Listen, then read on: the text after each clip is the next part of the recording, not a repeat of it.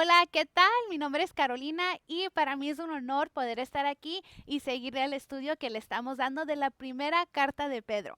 Hoy vamos a tomar los versículos de Primera de Pedro 1:17 al 25. Entonces, empecemos. Para empezar, el tema para esos versículos se llama Vivir en Santidad.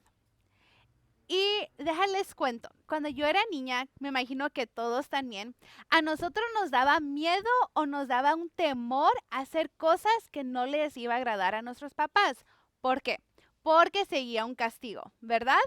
Entonces, lo que pasaba es que con los años nosotros empezamos a aprender que realmente no era ya tanto temor o miedo que les teníamos a nuestros papás, porque pues nos van a castigar o algo. Era más que podíamos entender que era ya un temor, más que todo un respeto que le teníamos ya a nuestros papás, que no queríamos hacer algo incorrecto. ¿Por qué? Porque sabíamos que los íbamos a decepcionar o los íbamos a tener que decir, hey, esto pasó porque al final nuestros papás quieren lo mejor para nosotros.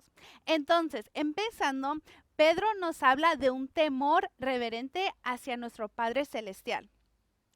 Y que no es de tenerle miedo a Dios, sino es respetarlo por su poder, su justicia y simplemente por quien Él es. Y el primer versículo que vamos a tomar es el 17, que dice, ya que invocan como Padre al que juzga con imparcialidad las obras de cada uno, vivan con temor reverente, mientras sean peregrinos. Ya que invocan como Padre al que juzga con imparcialidad las obras de cada uno, vivan con temor reverente mientras sean peregrinos en este mundo. El primer punto que vamos a tomar se llama temor reverente. Hemos aprendido en estos estudios que somos hijos de Dios y que nosotros ya somos de Él, ya somos parte de su familia. Y por eso Pedro inicia así, con el versículo diciendo, al Padre que juzga con imparcialidad. Esto quiere decir que somos sus hijos, pero porque somos sus hijos no significa que podemos hacer lo que queramos, ¿verdad? Y también dice que Dios no tiene, o sea, él no tiene favoritos y nos va a juzgar a todos igual.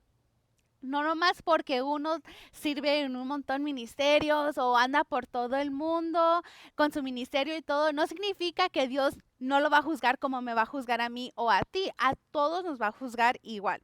Y la siguiente parte del versículo donde dice, vivan con temor reverente. Aquí podemos ver que Dios siempre va a buscar lo mejor para nosotros. Entonces, cuando nosotros vivimos en temor a Él, no es que le tengamos miedo a Dios, sino es que le tenemos tanto respeto a Él y todo quién es Él, porque sabemos y confiamos que Él siempre va a querer lo mejor por nosotros. Y muchas veces podemos pensar que tener temor a Dios o un respeto a Él que es algo negativo, pero la verdad no, al contrario, es algo positivo, porque si nosotros hacemos lo que Él quiere de nosotros o lo que Él espera de nosotros, siempre algo, las consecuencias van a ser buenas, van a ser positivas. Entonces, en sí, si nosotros vivimos una vida que le está honrando a Dios, que lo respetamos y que en una manera pues tenemos temor hacia Él, nos va a salir bien. ¿Por qué? Porque Él es nuestro papá y siempre va a querer lo mejor para nosotros. Ahora, el versículo termina diciendo, mientras sean peregrinos en este mundo. La palabra peregrinos tenemos que recordar que estamos viviendo en santidad. Y como ya hemos estudiado, santidad es que estamos apartados, ¿verdad? Entonces imagínense esto. Aquí está el mundo con todo lo que no es bueno, malo, lo que no le agrada a Dios, ¿verdad? Y aquí está Dios. Dios nos está invitando que nos apartemos de todo eso y que estemos ahora con Él. Eso es vivir en santidad. Entonces, nosotros somos extranjeros en este mundo. Estamos aquí, pero no somos de aquí. ¿Por qué? Porque estamos viviendo santidad. Estamos apartados de todo eso al lado de Dios. Ahora, vamos a leer los versículos 18 al 21. Y dicen así. Como bien saben, ustedes fueron rescatados de la vida absurda que heredaron de sus antepasados. El precio de su rescate no se pagó con cosas perecederas como el oro o la plata, sino con la preciosa sangre de Cristo, como de un cordero sin mancha, sin defecto. Cristo, a quien Dios escogió antes de la creación del mundo, se ha manifestado en estos últimos tiempos en beneficio de ustedes. Por medio de él, ustedes creen en Dios, que lo resucitó y glorificó, de modo de que su fe y su esperanza estén puestas en Dios. Ok, para el segundo punto le pusimos el precio de nuestro rescate. Ahora, ¿por qué debemos de vivir en santidad y con temor a Dios? O sea, ¿para qué? La respuesta es simplemente porque fuimos rescatados. Pedro se enfoca en que nosotros entendemos que nosotros fuimos rescatados por un precio. Ahora, la parte que dice, fuimos rescatados. Para ser rescatados tenemos que entender que nosotros estábamos en una situación mala. En nuestro caso, nosotros vivíamos una vida absurda, vacía y sin propósito. Ahora, la parte donde dice el precio de nuestro rescate. Pedro nos recuerda aquí que este rescate tiene un valor. Aunque nosotros lo recibimos, ese rescate tenía un costo. Vamos a pensar en esto. Si ustedes van a una tienda y afuera ven a una persona con necesidad de comer, ustedes entran, compran comida, salen, se lo dan a la persona. Esa persona recibe esa comida gratis. Pero eso no significa que esa comida no tenía un precio, que no tenía un valor, que ustedes pagaron por él, ¿verdad? Lo mismo, haz de cuenta que nos pasa a nosotros. Hubo un precio que se pagó y nosotros recibimos esa salvación. Nosotros lo podemos agarrar gratis en cualquier momento, pero acuérdense, hubo un precio que se pagó. Y aquí podemos ver que el precio fue la preciosa sangre de Cristo. Leí que muchas veces cuando Pedro se refiere a la sangre de Cristo, siempre dice la preciosa sangre de Cristo, porque no era cualquier sangre que se derramó, era la preciosa sangre de Cristo. Y el costo de nuestro rescate fue lo que Cristo hizo por nosotros. Él fue un sacrificio sin mancha, sin defecto. Entonces, todo esto, cuando dice que sin mancha y sin defecto, significa quién era Jesús. O sea, su persona, quién era Él. Él era perfecto, Él era todo bonito, Él era todo puro y Él fue el sacrificio perfecto, sin mancha. Ahora, si Jesús no tenía estos atributos, Él no califica como el sacrificio perfecto.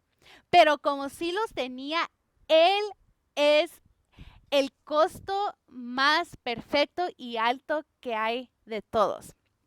Y algo que tenemos que recordar que dicen los versículos es que Jesús siempre fue el escogido para ser nuestro redentor.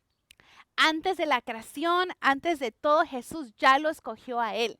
Y Jesús lo hizo, Dios escogió ese tiempo en esa historia, no sé por qué, pero todo ya fue en plan desde el principio. Entonces es algo que siempre nos tenemos que recordar. No es como que en esa época Dios dijo, ay, el mundo está tan mal que voy a mandar a mi hijo. No, ya estaba en plan desde mucho antes. Y eso es lo que siempre tenemos que recordar, que Jesús desde el principio ya fue escogido. Ahora, el versículo termina diciendo, por medio de él ustedes creen en Dios.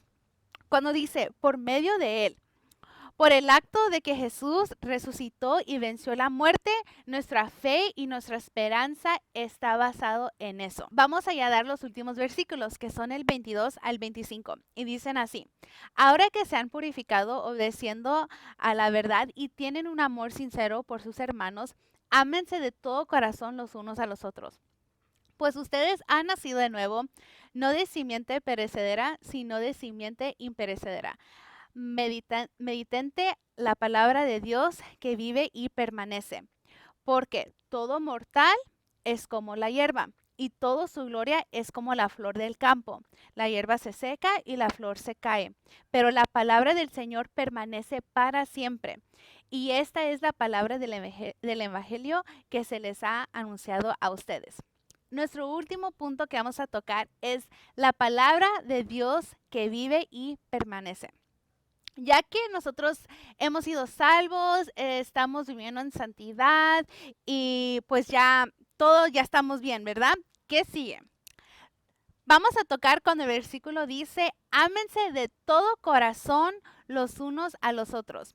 Tenemos que tener esto bien claro. No podemos vivir una vida en santidad sin amor. Decirle a alguien, te amo, no es lo suficiente. Tenemos que demostrarlo. Cuando dice, ámense de todo corazón los unos a los otros, nosotros vamos a demostrarle a nuestros hermanos en Cristo que los amamos con todo, no nomás de palabras, les vamos a demostrar. Si uno está pasando una situación difícil, ahí vamos a estar nosotros. Ahora vamos a tomar los últimos versículos, que son el 22 al 25, y dicen así. Ahora que se han purificado obedeciendo a la verdad y tienen un amor sincero por sus hermanos, ámense de todo corazón los unos a los otros, pues ustedes han nacido de nuevo, no de simiente perecedera, sino de simiente imperecedera, mediante la palabra de Dios que vive y permanece. Porque todo mortal es como la hierba, y toda su gloria es como la flor del campo. La hierba se seca y la flor se cae, pero la palabra del Señor permanece para siempre. Y esta es la palabra del Evangelio que se les ha anunciado a ustedes. El último punto que vamos a tomar se llama la palabra de Dios que vive y permanece. Ya que hemos sido salvos y estamos viviendo la vida en santidad, ¿ahora qué sigue? Vamos a regresar al versículo donde dice, ámense de todo corazón los unos a los otros. No podemos vivir una vida en santidad sin amor. Yo no le puedo decir a mi hermano que lo amo sin demostrar acciones. Entonces, cuando Pedro nos dice, ámense de todo corazón, es ir un poquito más, demostrar el amor que tenemos. Y el mejor ejemplo que tenemos es nuestro Padre. Él mandó a su Hijo al mundo a morir por nosotros. No nomás nos dijo, los amo a ustedes también. No, Él demostró su amor, que Él mandó a su único Hijo. Como ya mencionamos, era su preciosa sangre de Cristo, porque era perfecto, sin mancha, sin defecto. Lo mandó a Él para que Él puede morir por nosotros, una muerte que nosotros merecemos por todos nuestros pecados. Entonces, con eso podemos ver que es el ejemplo perfecto, cuando nosotros tenemos que amar a nuestros hermanos de todo corazón, donde dice que ustedes han nacido de nuevo mediante la palabra de Dios. Sí, es cierto que cuando nosotros nacemos de nuevo es a través del Espíritu Santo, pero la palabra de Dios tiene una parte muy importante en esto, porque su palabra es cual se presenta a nuestros corazones de los pecadores, es cual nos llama que nosotros nos podemos arrepentir. Entonces, la palabra de Dios es bien importante en el proceso de nacer de nuevo. Cuando dice que la palabra de Dios vive y permanece, nosotros hoy somos testigos que esto es cierto. ¿Cuántos años, cuántos siglos han pasado que quieren destruir la palabra de Dios y aquí sigue hoy en día? Nosotros lo tenemos aquí en la mano. Entonces nosotros aquí podemos ver que esto es cierto y sigue siendo verdad. Les digo que en el año 303 AD, el emperador romano, él quería destruir y quemar todas las escrituras, pero falló. 25 años después, el emperador romano Constantino, él llamó que otra vez juntaran copias de las escrituras para tenerlo. Entonces, cuando han habido momentos que quieren destruir la palabra de Dios, sobrevive. ¿Por qué? Porque nunca se muere. Es vida. O sea, las palabras son vida y van a permanecer para siempre. Dios nos manda a vivir una vida en santidad. David Guzik dice, la santidad no es precisamente algo que nosotros poseemos, sino es algo que nos posee a nosotros. Santidad no es algo que, yo soy santo y no voy a cometer ningún pecado y yo voy a ser santo. No, santidad es que nos atrapa a nosotros y nos hace parte de Dios, nos hace al lado de Él, porque así es que Dios lo quiere. Él quiere que estemos con Él. Él quiere que nosotros nos apartemos de todo. Dios nos manda a vivir una vida en santidad. David Guzik dice, la santidad no es precisamente algo que nosotros poseemos, sino es algo que nos posee a nosotros. Santidad no es algo que yo me quiero convertir en el más santo de todos, no voy a pecar, no voy a hacer esto ni el otro. No, santidad es que te atrapa a ti, o sea, te aparta de todo y Dios quiere que estés al lado de Él. Vivir en santidad es vivir apartados con Dios y todo empieza con reconocer que fuimos redimidos por la preciosa sangre de Cristo. Y por eso debemos de vivir en temor reverente a nuestro Padre y demostrar nuestro amor entre hermanos en Cristo. Y nunca olvidar que la palabra de Dios permanece para siempre y por eso estamos obligados y fortalecidos en vivir una vida santa y lleno de amor. Les voy a dejar con una historia. Dicen que había un supervisor que estaba en el tercer piso y se tropezó y se empezó a caer.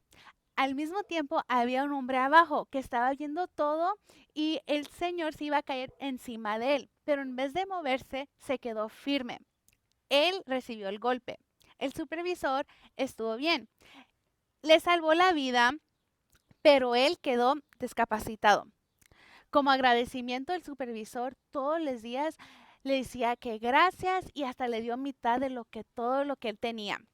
De la misma manera, hay un hombre que cargó con el impacto de nuestro pecado y nos rescató de una manera eterna y de una vida vacía. De la misma manera, hay un hombre que cargó con el impacto de nuestro pecado y ese es Jesús. Acuérdense, con su preciosa sangre, con todo el amor que Él tiene por nosotros, con todo el amor que Él tiene para ti, Él lo hizo. Entonces yo te invito que nos sigues con este proceso de vivir en santidad, porque Jesús murió en la cruz por ti y por mí. Por ese amor que Él tiene por nosotros, Él lo hizo. Muchas gracias a cada uno de ustedes por este tiempo y los invito a que nos sigan con el próximo estudio. Adiós.